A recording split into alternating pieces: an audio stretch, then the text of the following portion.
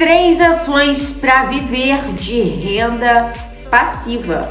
Bora lá conhecer quais são as minhas top 3 escolhidas aí. Logo após a vinheta.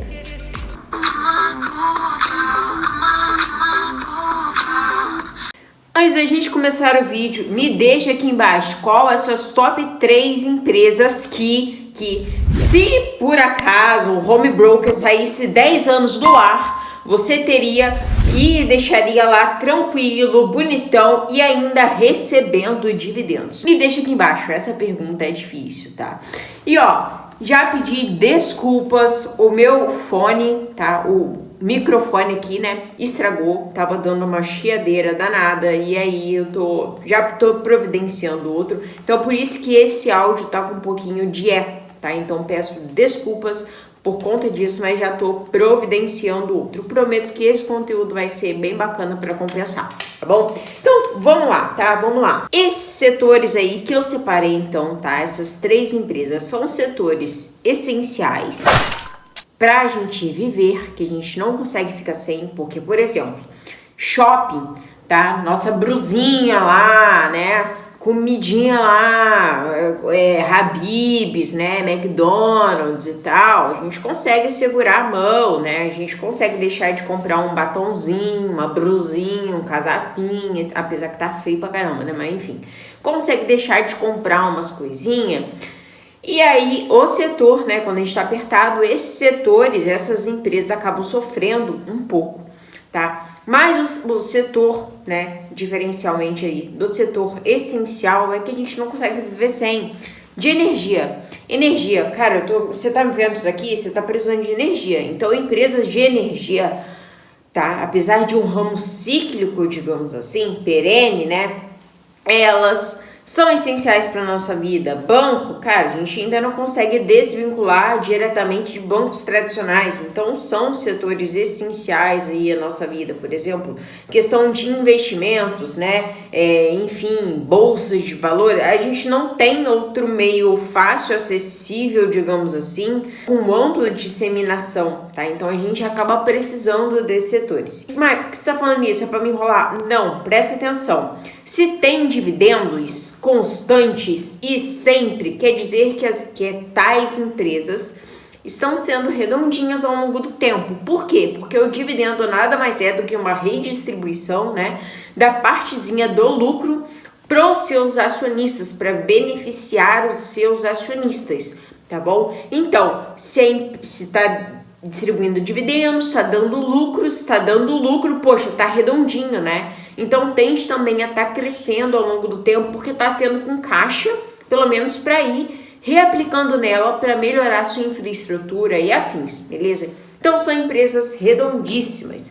A primeira, então, que eu separei é uma que todo mundo conhece, apesar de muitos não usarem, ou não usam, mas conhecem, ou usam e tem na carteira também de ações, enfim, tá? É o bancão, o Banco Itaú, que ele é o maior banco aí do Brasil, tá presente em vários e vários países, em vários continentes também, quem acha que é só aqui não é.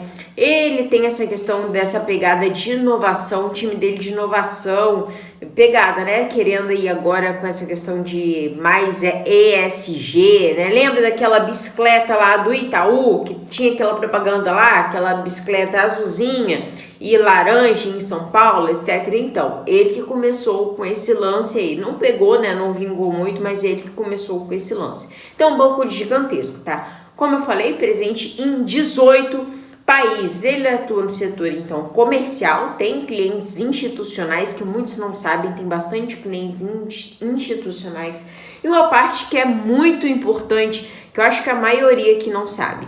A gestão do Itaú é a que faz a gestão, tá? É a que comanda, digamos assim, por trás de várias grandes empresas, até empresas listadas na bolsa. Ele acaba sendo sócio majoritário. Ou seja, ele tem grande participação, tem grande influência. Se ele tem participação, ele também recebe o lucro, né? Quer dizer que tem que estar tudo redondinho, senão as empresas não iriam entregar aí tal confiança, né? Para para esse setor, tá? Para esse tipo de gestão. Exemplos de empresas, né, que ele é sócio majoritário, ó, é Totivis, né? A própria Itaúsa também tem, é a Porto Seguro, né? De empresa de seguro, e a Tenda. Então, separei essa daí para trazer. Então, é muito importante entender isso, que não é só o Banco Itaú em si, é uma empresa gigante, acaba que é entre aspas, bem entre aspas, tá? Uma hold, não chega a ser, mas é só para entender o quanto que é diversificado até nessa questão, né, da gestão e afins. O valor de mercado, 298 milhões de reais. A receita líquida é crescente e constante ao longo do tempo. Então não é um negócio exponencial, só que acaba sendo um pouquinho constante. Óbvio. Bancos estão sofrendo sim bastante nessa crise. Só que o Itaú está bem equipado, está se equipando muito ainda nessa questão tecnológica. E cara, é muito mais fácil o Itaú, por exemplo, conseguir comprar uma fintech, os bancos de dados de uma fintech, por exemplo, né? Agora não, que o C6 Bank já está quase abrindo capital, mas, por exemplo, né, alguma nova outra aí. É muito mais fácil ele pegar esse banco de dados dessas pessoas, incorporar no dele, do que morrer para uma fintech. Não vai acontecer isso. Muitas pessoas mais velhas, ou até mesmo que têm mais grana, não vão deixar dinheiro no Nubank, não vão deixar em C6 Bank, não vão deixar em Banco Inter, vão deixar no Bradesco, no Itaú e afins, beleza? Então, só para falar que usa, tem taxas, tem, cara, mas a segurança que traz é outra coisa, tá bom? O payout é na casa de 85%. O YouTube 4 tem mais ou menos aí 81% de free float, enquanto a YouTube 3 tem 9%.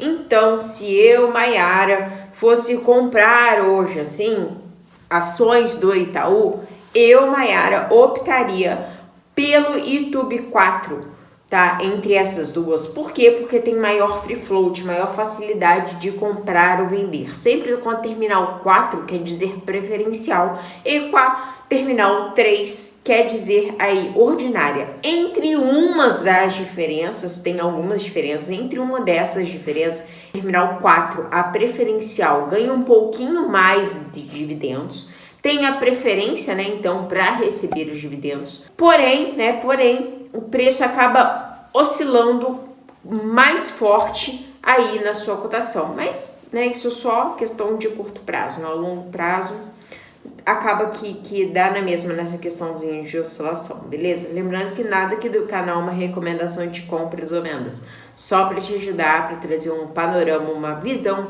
geral. Então, bora lá para segunda. A segunda, se você investe no Brasil, você precisa usar essa empresa, mesmo que você não saiba. É a empresa B3, a B3 aí, né, que também tem as suas ações listadas na bolsa, B3SA3. É uma das maiores infraestruturas do mercado, então, financeiro de todo mundo. O que pega é o seguinte, aqui no Brasil nós ainda temos o monopólio dela, então é só ela, tá? E em 2020, vários investidores, possivelmente você está me vendo aqui hoje, é porque você ou entrou em 2019 ou entrou em 2020. O que eu quero dizer é, tem muito espaço para crescer, porque nem 5% da população investe ainda na Bolsa de Valores. E se tiver que entrar, bem como eu falei, destrinchado no vídeo dela,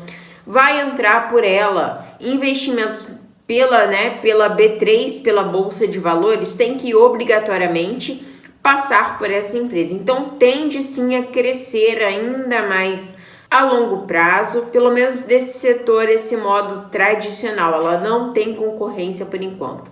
E não pagam dividendos, então, também, né? Tão elevado, só que pagam dividendo aí bacana, tá? Bacana e acaba sendo segura, digamos assim, para também viver de renda. Ela tem uma das maiores margens brutas, é a maior, na verdade, maior margem bruta do mercado, porque ela ganha também com várias áreas, tá? Não só com a valorização das suas ações, mas ela ganha com a entrada de mais investidores na bolsa, ela ganha com IPOs, enfim, tá? É uma empresa realmente gigante. Novamente, se tem aí mais margem, ela tende a ter mais lucro, até porque, né, não tem a concorrência, não tá muito preocupada real, né, agora em ficar investindo, então acaba distribuindo também bastante dividendos e tem entregado resultados crescentes e constantes para os seus acionistas ao longo desse tempo, nunca dando um prejuízozinho sequer, tá?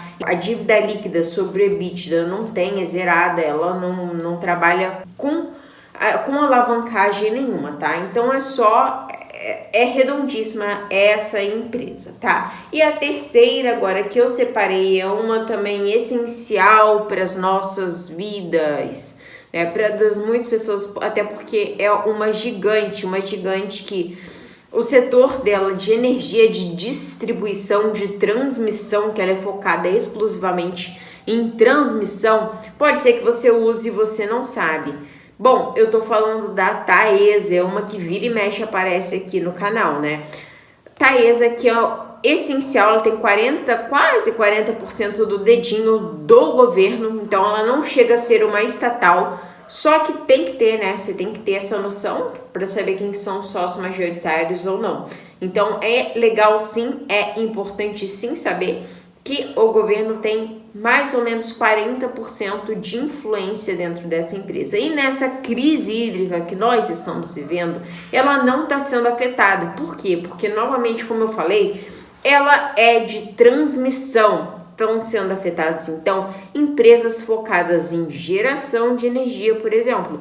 Mas de transmissão como ela, não afeta nada. Tanto que, atualmente, ela acabou de distribuir os dividendos mais gordos da sua história. E quem já estava posicionado, né, quem tem posição nela, acabou recebendo. No meu caso, eu também recebi, minha conta aqui embaixo, você recebeu o dividendo da Taesa? Eu recebi, não tenho que reclamar não, tá? Então, assim, presta atenção, ela tem quase 100% de free float, então é muito fácil de você comprar ou vender essa empresa, muito fácil de negociação. Ela é uma das empresas mais estáveis e mais previsíveis, com os caixas mais previsíveis aí da bolsa. Então, por isso que acaba tendo bastante free float, que as pessoas gostam. Muitos iniciam, por exemplo, na bolsa, tendo ações dessa empresa. Eu, por exemplo, fui uma que comecei. Minha primeira ação foi a açãozinha da empresa, da Taesa, tá bom? Então, de modo geral, é extremamente redondinha. O único problema que critica um pouquinho ela é essa questão da dívida líquida sobre o EBITDA, que ela costuma ter uma alavancagemzinha, tá bom? Então tem esse ponto sim, incomoda, tem que ficar fiscalizando para ver como que tá essa dívida aí para acabar não fugindo, né? Porque tem toda uma jogada de distribuir os dividendos, apesar, né, tem essas bosta agora de taxação de dividendos que eu já tô posicionando a minha carteira de outro modo e afins, mas enfim, tá? Tem que saber então que o lucro líquido só cresce, os dividendos estão enormes e eu, Maiara, considero essa empresa, tá? Então, nas minhas top 3 aí, para se ter na carteira, no caso, né, se eu fosse morrer e só acordar daqui a 10 anos para não precisar retirar e ficar tendo uma graninha ali, sem me preocupar muito com essas flutuações de curto prazo, tá bom? Bom, então é isso, espero que você tenha gostado desse vídeo. Beijão, fica com Deus. Se você não for inscrito no canal, se inscreve aqui no canal que tem pelo menos 3 vídeos por semana, tá bom? Tchau, tchau.